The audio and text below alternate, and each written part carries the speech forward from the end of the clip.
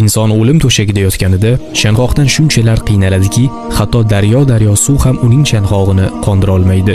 Ana o'sha daqiqada inson bu dunyo bilan xayrlashayotgan bir vaqtda shayton unga idishda suv bilan yaqinlashib, uni aldab, adashtirishga urinib, iymonini sinaydi. Bir vaqtlar Allohning bandasi Abu Zakariyo o'lim to'shagida yotgan edi.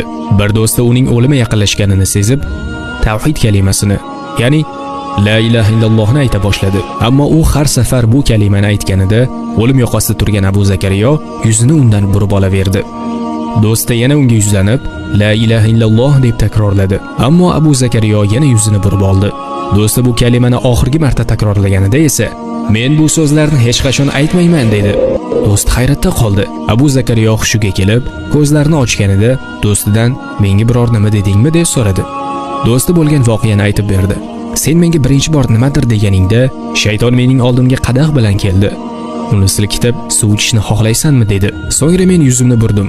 "Sen menga ikkinchi marta bir nima aytganingda, shayton yana kelib, "Iso Masih Allohning o'g'lidir" dedi. So'ng yana yuzimni burdim. Uchinchi martasida esa mendan "La ilaha", ya'ni hech qanday iloh yo'q deyishimni istadi. So'ngra men unga "Men bu so'zlarni hech qachon aytmayman" deb javob berdim. Voqeani tushuntirib bergan Abu Zakariyo shahodat kalimasini aytib vafot etdi. Mana shu sakratul maut, ya'ni o'lim talvasasidir.